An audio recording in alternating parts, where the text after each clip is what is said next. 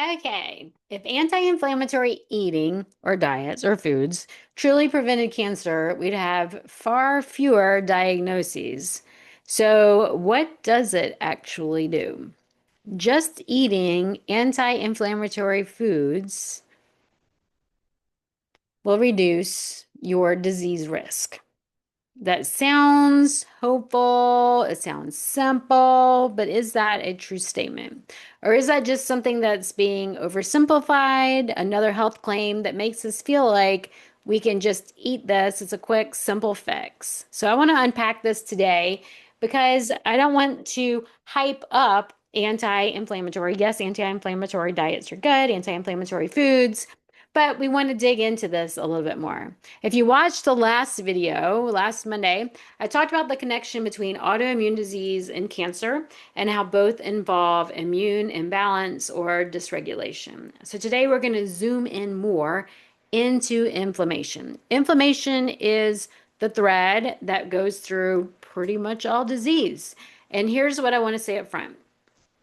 A certain food does not cure cancer, right? I will not say this food will cure your cancer or reverse the cancer. Food does not guarantee prevention. Eating broccoli all the time is not going to guarantee that you won't get cancer. And for anyone who says it does, then they don't understand the complexity of the body and how all these different things do support the body.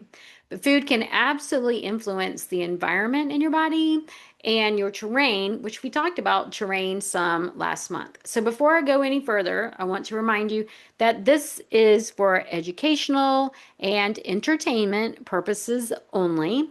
If I am not your one-on-one coach, or educator, then you make sure you do your own due diligence and run this by your own personal practitioner.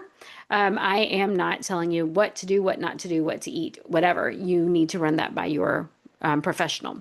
If I do work with you, then we will meet off camera or on Zoom, which would be on camera, however, not on this video, right? So, back to where we were talking. So, inflammation is not bad. Remember, if I cut my hand, I want it to heal. Inflammation can protect our body. It helps us to recover from things like the finger cut, and also helps to fix, I use that fix in quotes, other things that are going on. When that inflammation is chronic, when it goes over time, there's like the simmering that goes on underneath. We don't really recognize it. We don't know what's going on until all of a sudden these symptoms appear. Like we've been told for years and years and years, we all have these micro cancers in our body, these tiny little things, and our body is set up to recognize these little cancers, break them down. They will never grow into something that will hurt us unless there's certain conditions that come about. And so our body is set up to protect us and remove those, right?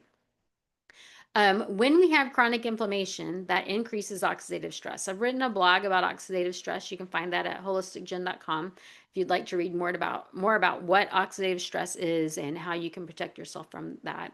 But it also changes our cellular signaling when we have inflammation that goes on too long. So what does that mean? That means that our cells, they're constantly communicating with each other. They're sending signals to each other. And when we have this inflammation, sometimes that gets in the way. It's kind of interference that interferes with that signaling. And then that means the cells aren't getting the communication. It's kind of like if you've ever played that game where you whisper in somebody's ear and they whisper telephone. That's what it's called. I whisper in your ear, you whisper in somebody else's ear, and it goes around the circle. And by the time it gets back to me, it's a completely different story. That's what's happening when we have inflammation. It's interfering with that communication. And so then we're not getting the right information we need to break down those abnormal cells and remove them from the body. Over time, all that interference in that cellular signaling can lead to growths and things that we don't want going on in the body. Now, cancer is multifactorial. What do I mean by that? It's not due to you didn't eat your broccoli. It's not due to you didn't exercise today. It's, a culmination of lots of different things. And so if all you've ever eaten is chicken fingers your entire life, well, that could be related to that. If you are stressed out all the time, you don't take downtime, it could be related to that. If we're eating inflammatory foods, if we never exercise, we only sit in our chair all day long, that could be related but it's a combination of all these different things. It's not just one singular thing. We can't identify one little thing. But when we are under chronic inflammation, then that stress interferes with what's going on in our microbiome. That we have these very beneficial microbes in there that help us to create nutrients our body needs, absorb nutrients our body needs, and those are single-celled organisms. And so with that single cell, it's such a tiny little cell wall, it's very difficult for it to defend itself among stress. We also have these double-celled organisms in there, and they can be easily persuaded to be bad, do something bad. You have that angel on one end and the devil on the other end. Well, sometimes the angel gets knocked down and the devil's like, okay, I can do more. And so when we're under too much stress, sometimes that's what happens. We end up with overgrowths. You may have heard of like H. pylori and things like that. So we get these overgrowths, maybe parasite overgrowths or viral overgrowths. It could be a bacterial overgrowth, but it's just because we have all this stress, we're not allowing the body to calm. We're not protecting the right organisms that are going on in the body. And so we need to really get inflammation under control. And then another thing is blood sugar. If our blood sugar is not under control, cortisol goes up. And when cortisol goes up, then long term, over long term, not just right this one time, it creates inflammation. And when that happens over and over again, we end up with chronic inflammation. I forgot to introduce myself. If you are new to me, I am Jen, also known as Holistic Jen. That's WHOLISTIC Jen. You can find me at holisticjen.com. I'm a whole food plant-based culinary coach. I am a board certified health educator. I'm also a nutritional endocrinology practitioner, and I work with clients one-on-one, and I have a group membership. Excuse me, I work mostly with clients who have autoimmune illnesses, and then I help them prevent other illnesses. I help them to reverse what's going on in their body or slow progression through food and other things. I'm also a master herbalist. Okay, so we talked about blood sugar. We need insulin to stay level, and because that affects growth signaling. If insulin is out, growth hormone is not, and we need growth hormone to be up to help with building muscles, for cleaning out the brain when we're sleeping at night, and things like that. Repair happens when insulin is not out, and so we want to make sure that when we go to bed, our blood sugar is stable. It's not going to spike. It's not going to drop, so that we can do the repairs that we need while we are sleeping, and we want to sleep well, right? Insulin is a growth hormone. And then we have IGF-1 is a growth hormone. They're not bad. They're needed for certain things in the body. But if they're chronically elevated, then that is when we affect the environment going on in the body. And so that's when we're leaning into abnormal cell growth. And so we want things like anti-inflammatory foods. Now, we hear mostly about turmeric. Turmeric is golly, talked about all the time. And turmeric is just one thing. When people talk about superfoods, there's not one superfood that's going to solve all your problems. It's a culmination, which is why my number two rule, number one is always read the ingredients, know what you're putting in your body. Number two is always eat the rainbow. When we eat all these different vibrant colored foods, those are all anti-inflammatory. And so if we can do that as often as possible, that helps. And when we can do that and keep our blood sugar stable, that can also help calm inflammation. We don't want to, eat a bunch of things that are going to cause our blood sugar to go up. We don't want to eat things that our blood sugar goes up and then it drops, and all of a sudden we need to eat something again because we have hangry or jittery or we need a nap. We need calm. We need safety. We need anti-inflammatory. And that doesn't have to be boring. It's the way I eat all the time, and you can too. And I love, love, love food. I love varieties of food, different tastes of foods, and I can help you with that. So I want to redefine anti-inflammatory. So anti-inflammatory does not mean cutting out a bunch of food groups. It does not mean that you're living on green juices. Green juices do have a place. I love green juices. I actually agree with having a green juice, whatever that means for you. So some people like celery juice. I personally like celery with lemon and ginger, but we need to find the juice that's right for you, and not a fruit juice that's going to spike your blood sugar, but a juice that has lots of minerals and other herbs that are not herbs, vitamins, minerals, phytonutrients that are going to help your body. It doesn't mean eliminating all carbs. I love beans. I think beans have a huge place in our body. I also love sweet potatoes and winter squashes, and we need to find ways that we can get those in your diet as well. And it doesn't mean being afraid to eat. So what we want to do is focus on a high nutrient dense diet, lots of plant diversity. You may have heard of the 30 vegetable or plants in a week challenge that a lot of people were having. I totally agree with that. You want to have lots and lots of different plants to help grow the different microbes, have a lot of diversity in your gut because that's going to keep you strong and vibrant. And you want stable blood sugar as well. Adequate protein. Can you get adequate protein without eating animal products? Absolutely. I have been in 9 years, 9 years strong, completely whole food plant based, no animal products. I lift weights. Same with my husband. My husband is the farmer on the farm, and if you saw him, you would know he is not depleted. He is getting everything that he needs. How do we do this? Lots and lots of leafy greens. And so that doesn't mean salads all the time. We love steamed greens. We love collard greens. We love kale. We love spinach. We love all these different greens. We don't have to be afraid of spinach unless we have to be afraid of spinach. And so we need to look at individuals. Don't say I can't eat this because it has oxalates unless you've had a stool test that shows, hey, you can't do oxalates. And it's not you can't do them. We need to reduce them, not cut them out completely. Cruciferous vegetables. Broccoli, collard greens, Brussels sprouts, cabbages, all those are so wonderful for the body. You can even use broccoli sprouts. That one tiny broccoli sprout is a whole broccoli head. So imagine when you eat a handful on the top of a salad or sandwich or wrap. Mushrooms, one of my favorites, high in beta glucans, wonderful for the immune system. Onions and garlic, brightly colored berries, beans, I already mentioned are my favorite, and then seeds. I particularly like flax seeds, hemp seeds, and chia seeds that are high in those omega-3 fatty acids, which are very anti-inflammatory and also help with the COX-2 pathways. We want to make sure that we're not increasing inflammation, but we're cutting it off so that we have an anti-inflammatory reaction going on. So these foods influence our antioxidant capacity to help reverse oxidative stress, that rusting in the body antioxidant to stop the oxidation that's going on, that oxidative stress.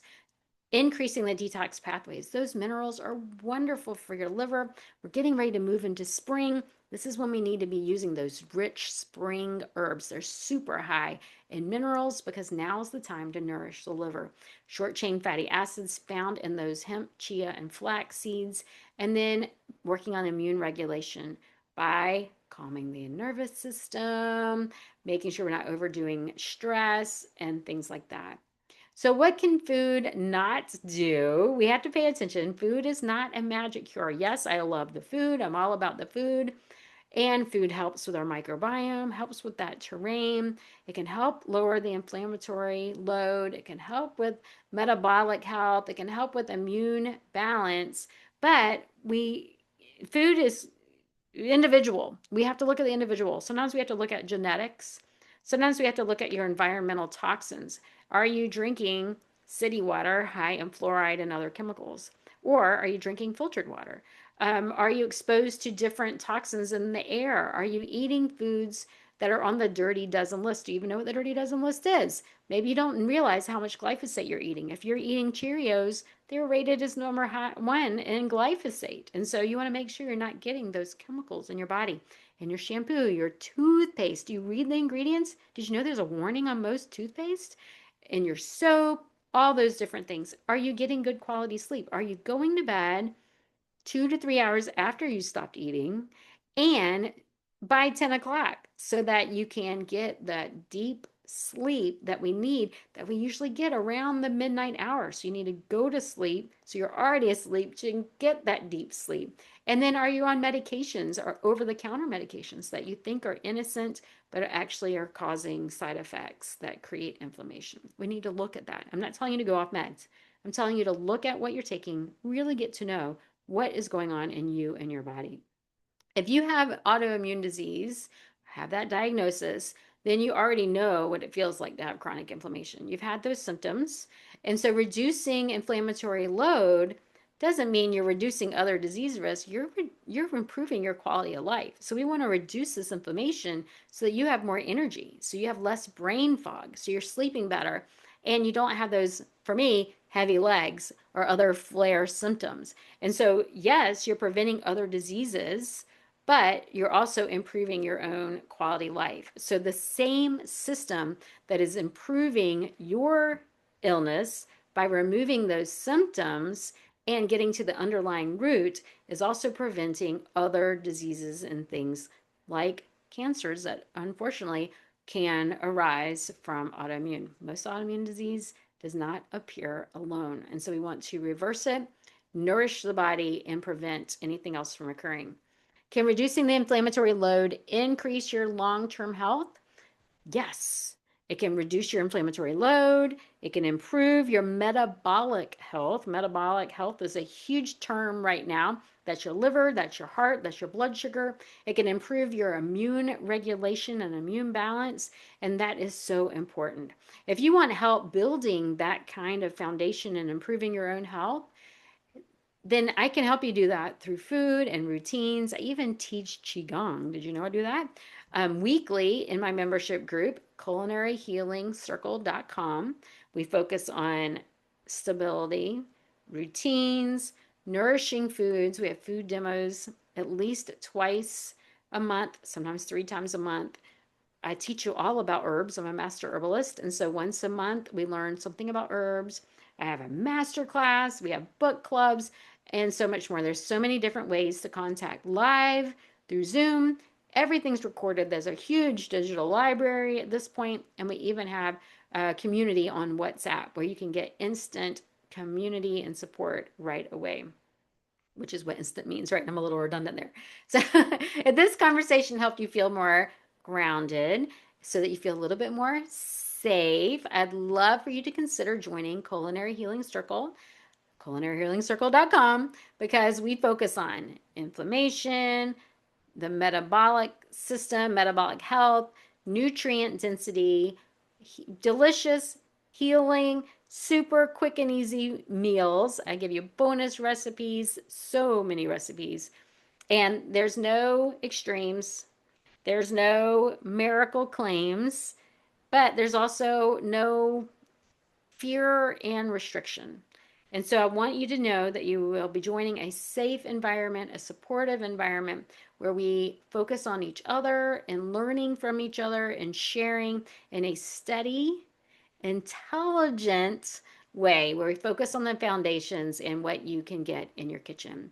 If you want support building your foundations and stability week by week, sometimes several days during the week, I would love to cook with you. Check out culinaryhealingcircle.com. If you want practical help, that's what we do. So check out culinaryhealingcircle.com. I'll make sure the link is in the show notes. Next week, we're going to talk about something even more personal. If you're navigating cancer and autoimmune disease at the same time, where does food actually fit in?